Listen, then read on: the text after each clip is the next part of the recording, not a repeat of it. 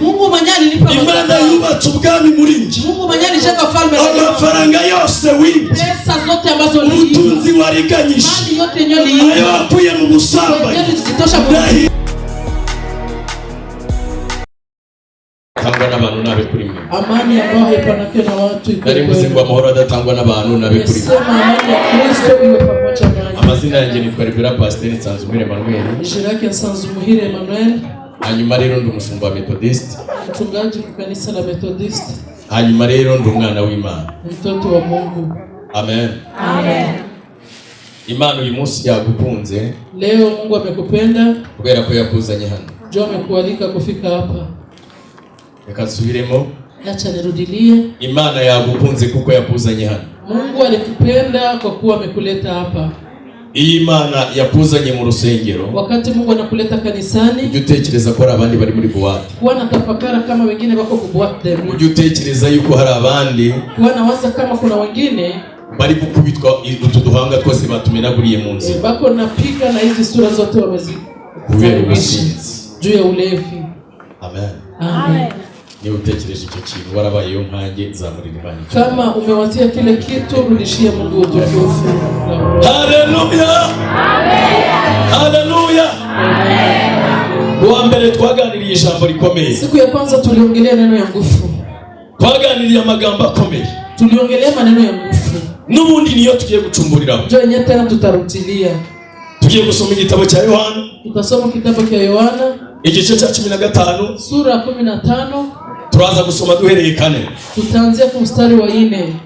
Sote tukisimama tukiheshimu neno la Mungu. Reka dusabe imuvandimwe kuva kuri nero yafi yahageza hasi. Acha tusimame sote tuheshimu neno la Mungu kisha ndugu tukia jumla atusomee. Kandi nundi wamutanga nawe yakorera umugisha tukasanga.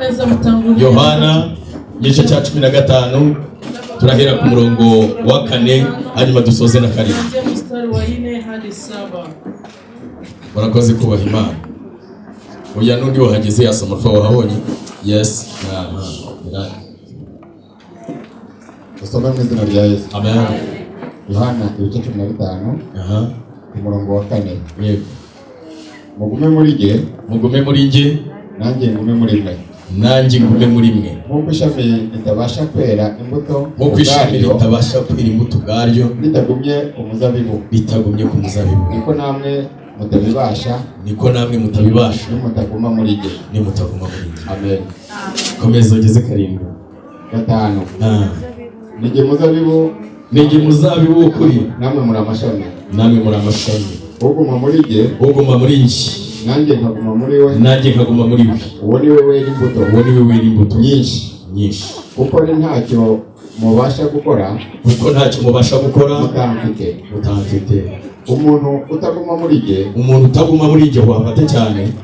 Ajugunywa hanze. Nk'ishami ryumye. Maze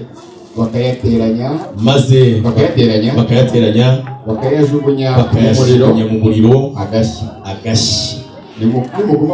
Nimuguma muri nge. Amagambo yanjye akaguma muri mwe. Musabe icyo mushaka cyose. Musabe Imana icyo mushaka cyose. Muzagihabwa. Amen. Nakiririza ijambo ry'Imana.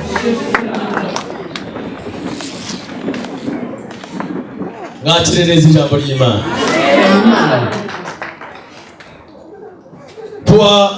Kwa mbere siku ya kwanza Mani humugisha umuntu nzamuryirisha.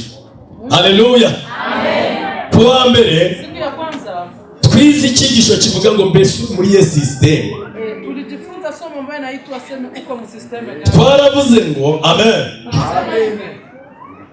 Umuntu wese uri muri iki gihugu cy'u Rwanda, kila mtu yote mwenye iko mu nchi ya Rwanda afite indangamuntu ye muri systeme y'u Rwanda. Iko na identity yake mu system ya Rwanda. Turavuga ngo nta muntu n'umwe wabona ikiciri. Tunasema hakuna hata mtu mwenye anaweza pata cha mituweli. Hakuna mtu mwenye anaweza pata. Niyo waba muri Rama, hata ukwe murama ntabwo bakuvura hawezi kutunza utari muri system. Hauko mu system. Niko twize. Ndio vile tulijifunza. Turangije turavuga ngo kisha tukasema Imana yatanze muri yabwenge. Mungu mwenye alipana ile akili ntabwo we yabwiyimye. hakujima ile akili. Turavuga ngo tukasema hivi, Imana nayo Mungu naye abayikorera wale ambao wanamtumikia baba muri systeme yake, wanakuweka mu systeme yake. Abantu bakorera Imana batu banatumikia Mungu baba muri systeme ya Yesu, banakuweka mu systeme ya Yesu. Iyo utari muri systeme ya Yesu, wakati yako mu systeme ya Yesu, iyo upfukamye usenga, wakati unapiga magoti uko naomba, na kugaragara muri systeme ya Yesu, hauonekanake mwile systeme ya Yesu. Iyo niyo mpamvu ya mbere, ile ndio sababu ya kwanza ituma usenga, inaweza tumu naomba ariko ntihabipinduka, na hakuna mabadilisho. Iya mbere ya kwanza ntabuzwi muri systeme ya Yesu, haujulikane mu systeme ya Yesu. Iri jambo dusomye, hii neno ambalo tumesoma, ndavuze ngo Yesu niwe muzabibu w'ukuri. Maandiko mesema Yesu ndio mzabibu wa kweli. Hanyuma twebwe turi amashami. Kisha na siye tuko matawi. Haleluya. Amen. Rero ngo ishami ryose litari kuri uwo muzabibu, yenye haibane kwa ile mzabibu, ikigaragara ntabwo rijya ryumva amazi yo mu misi. Kia kuonekana haisiki yake maji ya kumisi. Amsikie. Ikigaragara kia kuonekana umuzabibu y'ukuru y'amazi, wakati mzabibu unakokota maji, amashami matawi atari kuri uwo muzabibu yenye haibane kwa ile mzabibu, nagatoha hainene pake. Ntago bakumvisha. Amuelewa. Haleluya. Amen. Mbese igiti, reka tuvuge umuzabibu, tubureke tuvuge voka. Acha tusiseme mzabibu, tuseme avoka. Avoka igiye kuyanga, wakati nataka toa matunda, irabanza igatohagira, inaanzaka kwanza inanenepa, kuko imizi yayo, mizizi yake ikurura amazi, inakokotaka maji, amashami gagatohagira, matawi inanenepa. Nuri muri Yesu, na mwenyeko mu Yesu, na wakurura amazi muri Yesu, na nakokotaka maji ndani, hanyuma ubuzima bwe bugatoha, kisha maisha yake hanyuma utari muri Yesu, mwenye haiko mu Yesu, aragenda kuma, anaenda kana kauka. None uri he? Kisha uko wapi? Bagire ngo batwicunde. Amen. Acha wafumbe tuchunde. Haleluya. Amen. Pita makuru. Nina habari. Nakijijwe abantu babacunda. Niliokoka na watu wanabachundaka. Nyizwa abantu babakubita gutya bakagwa. Nikaokoka na watu wanapikaka hivi wanaanguka. Ariko bagapfa, lakini banakufa batarabona Yesu, na habayamona Yesu, kubera yuko muri wo ndani mwabo batigeze bamushaka, habakuwahi kumtafuta, ntabwo bagiye muri connection, habakuingia mu connection y'amaraso ya Yesu, ya damu ya Yesu. Umuntu uri muri connection ya Yesu, mwenyeko mu connection ya Yesu, umuntu uri muri connection ya Yesu, mwenyeko mu ile connection ya Yesu, amababi ntiyuma, matawi haikaukake.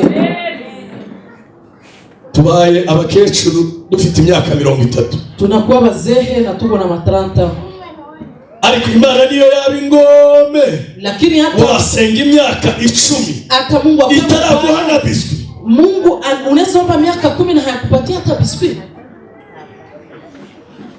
Tekereza. Tafakari. Amen. Amen. Birivuga iki? Biblia inasema nini? Ngo niyo narusha abantu banjye, hata nitesa watu wangu, ndabababaza, na watesa kabisa, ariko sinzabababaza byiteka, lakini sitawaumiza mpaka mwisho. Niyihe mpamvu? Nini ndio natumaka uhagaze muri iki gikombe, unasimama kwa ile uri mu systeme, kwa systeme gani? Ninde muntu? Nani mtu ukontorora ubuzima bwawe, ambaye anakontrola kama maisha yako? Ni Rusoferi cyangwa ni Yesu? Ni Rusoferi ama ni Yesu? Tekereza neza, tafakara mzuri. Nababwiye ngo ntiwabona passport. Nimemwambia hawezi pata passport. Ambere nigeze njya kwandikisha passport. Turi ya kwanza nilienda andikisha passport. Irembo ryari litaraza. Ile rembo ilikuwa hayakuya. Ndandikisha. Nikaandikisha. Nishura amafaranga. Nikalipa pesa. Ngeze ku migration ku karere. Wakati nilifika ku immigration, barambwira ngo ndi kubona muri systeme yawe hari akantu katarimo ugasubira ibyo kugashaka mu systeme yako hakuko kakitu kenya kako nenda ukatafute. Ndagenda njya kugashaka nikaenda nikatafuta. Barambwira ngo mbwira naho wakoze. Bakaniuliza niambie nafasi ulitumika. Mbwira naho wakoze. Tuambie nafasi ulitumika. Esaka kanya. Hapa sahi. Imana ikubashije aho wakoze. Mungu akakuuliza mahali ulitumika. Ariyo mpamvu imyirondoro yawe itanditse neza. Sio maana identity yako haiandikiwe mzuri. Wakwerekana hehe wakoze. Neza onesha wapi ulitumikaka. Kurero himu wakoze. Kwero himu ulitumika. Ifishi yawe buzujeho ngwiki. Ifishi yako kunaandikiwa nini? Abantu badakunda ijambo ntabwo bajya bafasha. Watu wenye wapendake neno la Mungu hawezi saidia. Ariko Alphonse arikaragara ryari? Nikusema Alphonse ataanza chunga sangapi? Haleluya. Amen. Mujya mu mbabazi. Munanikwazaka. Amen. Amen. Ahantu wakoze kuri Methodist. Fasi ulitumika ku Methodist. Wahavanye ihe karita ikiyeje. Utatosha karte gani wala idadi? Ni ikiyejemezo hapuye. Nini njoo walikupatia kule ku Methodist? Cyangwa barakubwiye ngo wala wamekwambia hivi. Reka tuguhugure. Acha tukukonseye. Tukwere kukusenga. Tukuonesha jinsi ya kuomba. Tukwere kuzahura na Yesu. Tukuonesha jinsi ya kukutana na Yesu. Tukwere kukuza amashami yabaza azabi bitonome. Tukuonesha jinsi tawi zako zitanenepa. Urangije ukufata inkweto zawe. Kisha kakamata viatu yako. Ugenda uri kubatuka. Ukaenda uko natukana. Bazagusaba ifishi yaho wakoze. Watakuuliza fishi ya mahali ulitumika. Akantago wakumva. Hii hawezi elewa. Uko abifata kose. Hizo utakamata yote.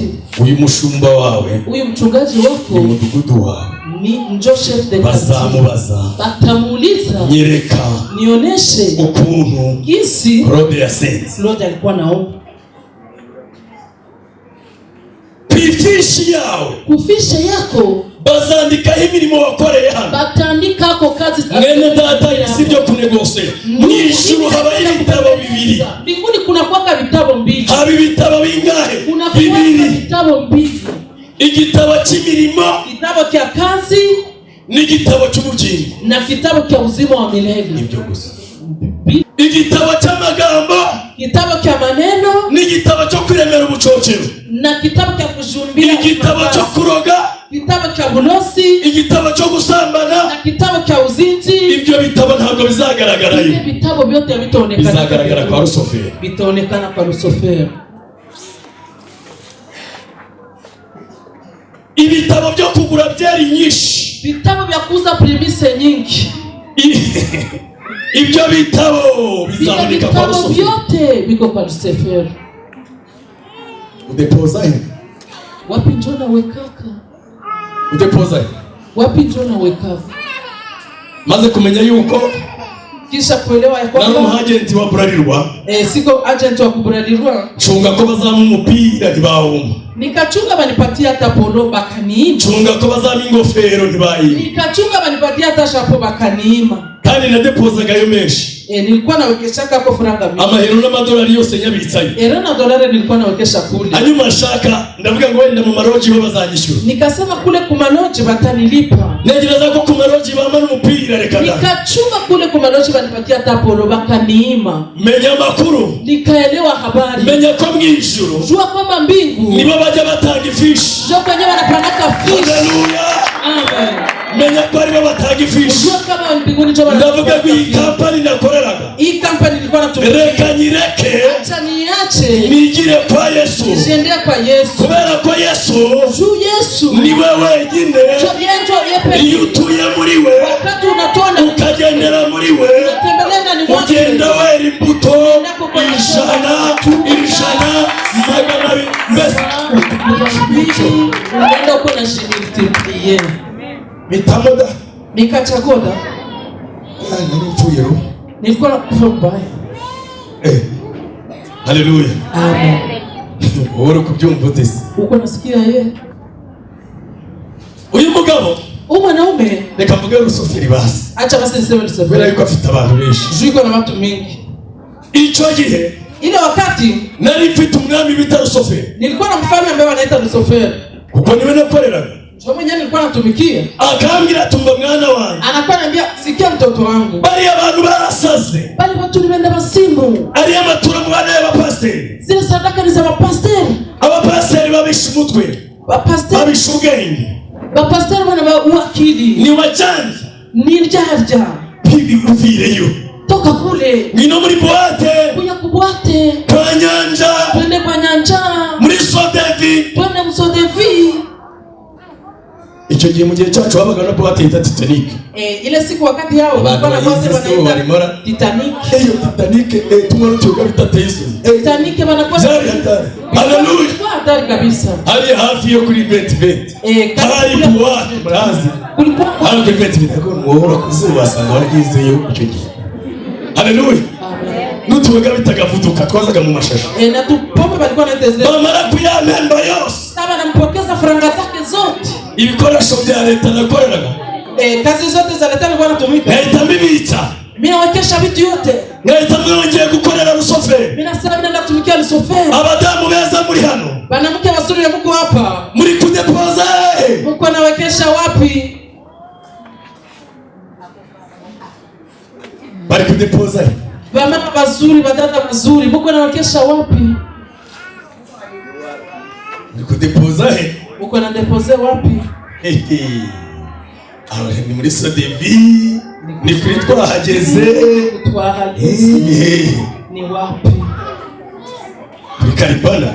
Wasana. Inawezekana ni kukaribana. Karibana naho arashyushye. Haleluya. Amen.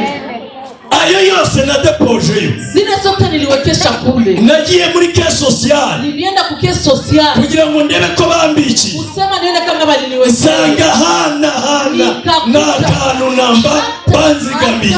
Wowe uri kubitsa. Kuniwekea. Wako na depose wapi?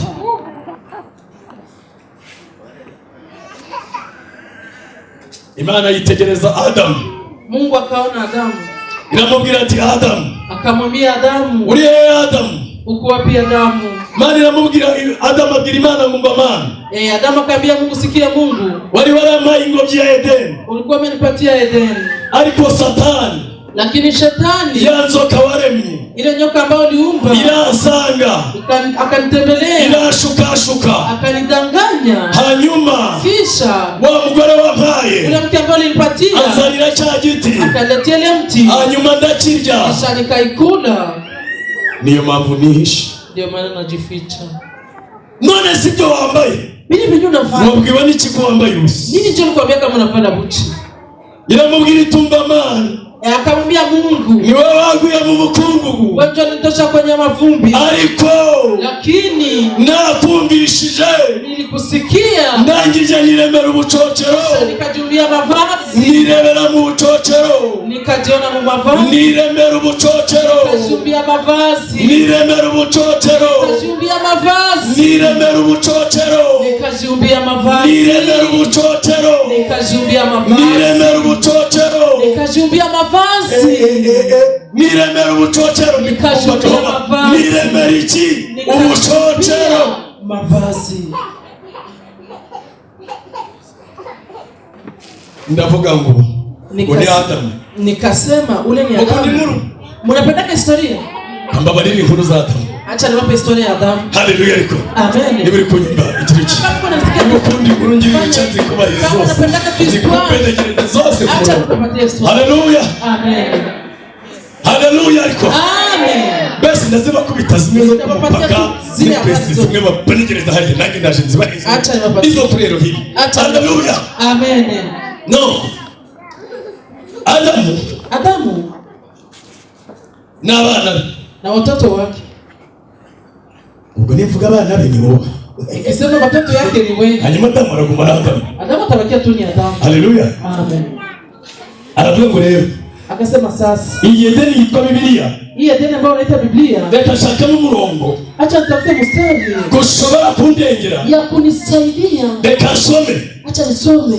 Haranditse ngo. Inaandikiwa. Kukurwaragurika. Juna gonjwaka. Jumwa vinonye. Kwa nakunywa kafe kadogo. Ngo nagacocero. Sema ni mavazi. Abantu babaye iki? Munakufa nini? Yego man. Haleluya. Amen. Nagachi. Ni kama nagacocero. Haleluya ariko. Amen.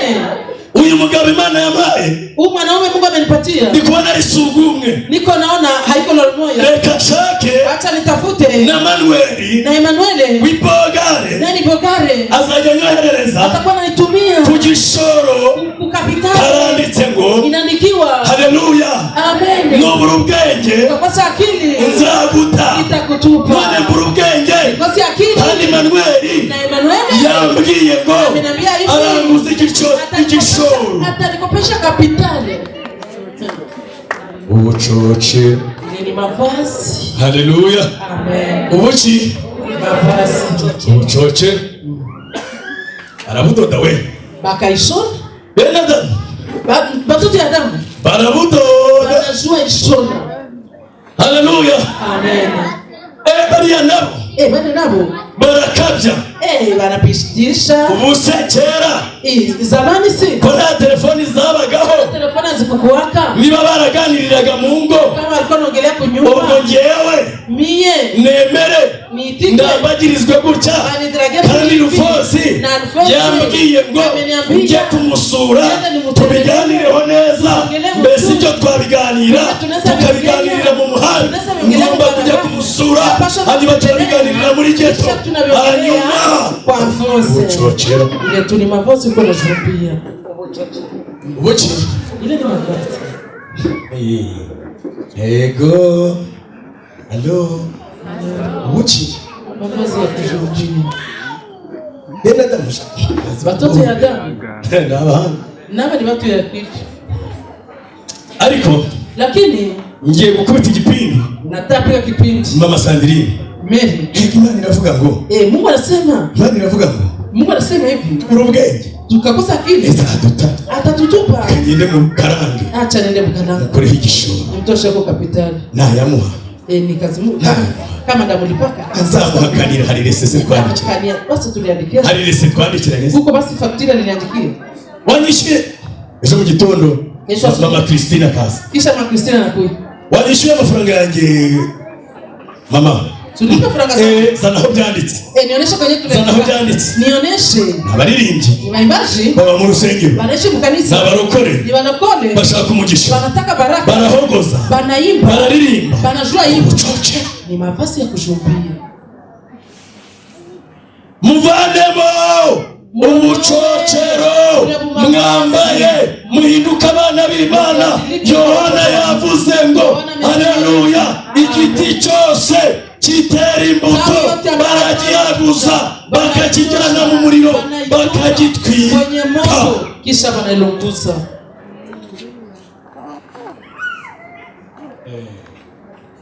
Izo ni tekinike. Ile tu ni tekinike. Haleluya. Amen. Ngiro mwegereye mu bire ngo hinduka bihinduke. Ambia mwenzako geuka vyote vibadilike. Waya mugire ngo hinduka bihinduke. Mwambie simebadilika vyote vibadilike. Hinduka bihinduke. Badilika vyote vibadilike. Twebwe uri kureba hano. Si venye kunaona hapa. Twabaye muri uyu mujyi tuzi imitwe myinshi. Tuliishi mwi vile tunajua vitu vya mitwe. Twabaye mu gihe kirekire tuzi imitwe myinshi. Tuliishi huku tunajua vya mitwe. Twagiye mu mabuye. Tulienda mu maminere. Tucuruza amakarota. Si tukauzisha makarota. Turesikoroka turatekinika. Tukafanya escroquerie tukateknike. Tushakisha ukuntu tubaho. Tukatafutisha jinsi ya kuishi. Tugera ku rwego rwo gutunga amafaranga. Tukafika kunivua kuwa na franka. Tutangira dusohoka n'abakobwa b'abandi. Tukaanza toka nje na mafiga. Tugaparika kuri yereka ducunze ko bashohoka. Tunasema kuyereka kuchunga kama wafi watatoka. Turi kugendera mu kibwiriza cyo kwambara ubucoce. Tuko tunaenda na jiumbia mavazi. Ubutunzi bushakishwa ikinyoma. Mali yote buyoyoka humuka. Inaenda ababushaka babashaka urupfu. Wanakuwa kama wanatafuta kifo.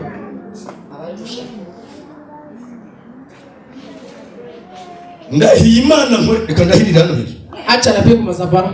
Ndahiriye Imana nkorera. Na pia Mungu mwenyewe mnatumikia. Imana yampaye igicaniro. Mungu mwenyewe alinipa. Imana yubatse ubwami muri nje. Mungu mwenyewe alijenga falme. Amafaranga yose wibye. Pesa zote ambazo ni ubutunzi wariganyisha. Mali yote nyoli. Ayo wakuye mu busambanyi.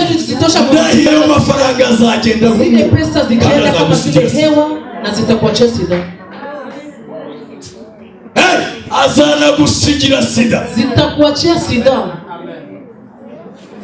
Ibi mfite ubuhamya mu byanditswe, mfite ubuhamya bufatika. Iko na témoignage mu maandiko na iko na témoignage ku maisha tu hivi.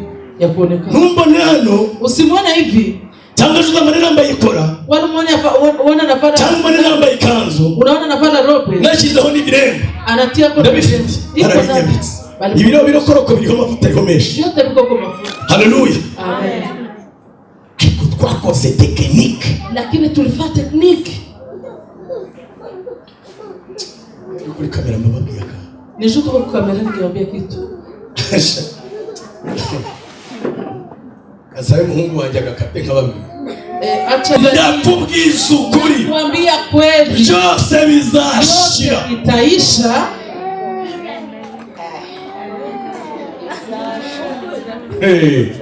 Nazamuye amafaranga y'abantu ndiza abantu ndababaza mana ngira abona riganyije bose. Mungu anioneke turu. Ngize miliyoni 8 zari 9. Wakati hanyuma 9 milioni baramfunga. Mu gihe baramfungaga bakamufunga, wakati walifunga umugore nari ifite afata 7. mke mwenye kwa nayo akakamata 7 milioni akaenda. Ibindi bitipe bikabira mubwira ariko shabuna wowe utaribeshye. Bengine wanakuwa wangesura hagitipe buriya wakemereye cyusa boga kandi bene mukweruriya mu bigogwe. Nilikuwa nimetosha kule bigogwe biturage kule ku village. Ndebye akayobeke na kanatirere. Sasa niliona wekunda na natirere. Ndebye ukuntu ari umwana wa dive uririmba neza. Tuzani yamaho rosabadoro nziza mitamfashwa. Nakatagayo n'ivatiri mu gitondo. Banaenda kwa nakagari asubuhi. Abantu baza umusaza bitaya haya gukora taxi vatiri. Ye barajwa kuzeye haya banavuka ile taxi vatiri. Uriye niwe twajanaga gutereka. Ule ndo tulikuwa naenda naye kudrage. Andwaye. Ananibera. Oya, reka mubwire. Dufo. Kano kanya niyo wankaranga nibesha ngayago. Atoni kalenge uzajya kubona ubonega kuvuyeho usigariyaho. Sinaenda. Uzatunga amafaranga tu aciye mu nivo ya Yesu. Akose niba umwana wo kuribuka bizakwiba. Ariko niba utari umwana wo kuribuka bizanashira. Bitaisha vyote. Udufaranga muye muri Yesu biduce. Ufaranga binatosha muri Yesu. Niko numva ndiboga. Lakini njoo nasikia numva meze neza. Niko njya zinduke. Nyaruka. Nilikuwa nakula bila tabu. Kandi nyibigabuye. Niye peke nimejikulisha. Ntambuka naciye n'ibimvu y'igoma. Ninavuka na zile pombe ninatuzitosha goma. Nkaza twagira hano. Kazinywa mu gitondo nakwiborosa ndaruka. Mimi nazikunywa asubuhi sana mimi nareza. Gira mugenzi ngure gira mu tosi yawe yivemo. Mwambie mwenzako sema ile kiatu aliko yako ivue. Fua kile kiatu. Yivemo nagari yawe. Toka mkile kiatu. Boko bw'Imana nagari yawe. Banamo haiko kiatu yako ivue. Hari abantu bajya babigisha ngo muroge. Kwa watu wanafundishaka kumuroga. Akagukubita utuntu ngo genda uroge mu masandini udute gutyo. Anakufundisha asema wende roga. Tujugunye hano uroge marwe. Uroge fulani. Ntabwo uri umurozi. Hauko murozi. Ivireyo. Toka kule. Akirikare. Hanze hazaba imbwa n'abarozi. Inje kutakuwa na walozi. Hanze ya systeme ya Yesu. Hazaba imbwa n'abarozi n'ababeshi n'abantu bose bakunda kubesha bakabikora. Yara mbona bigize kutuninja agomba ukabona ndiganyije. Unashona? Mushu hari abantu bajya bazari uko watu wanakuja pale ukanisa kwa bakambesha wanandanganya basohoye mu nzu banitosha mu nyumba kuri pastor kurabaza ko ngira umutima woroshye kubera ko nakubise juba na shona noneho nanjye ahita avuga oh this yo bamusohoye mu nzu this nongariye gusigare ndaza amateraniro tuvugane amuresha kuyo muri case tumikishavuza igihe ngira umugisha nk'abana ifitiye abana bari hanze muri diaspora kuna basengera mina bavuga rero nanjye impano abantu twaburiye kuri YouTube aba batukana bishire huyu muntu inzu ukoreye umugisha acha natumike bara Imana yagize mukandi kazi kambira ngo nibi bandi nibitekanisiye byo mu rusengero bacisohora mu kanisa ariko ubwoko bw'Imana muhaje no kubeshira mu rusengero n'ukuri murushakiye na kudamenya mu kanisa komana yanjye siko mubabaje mwariba neza.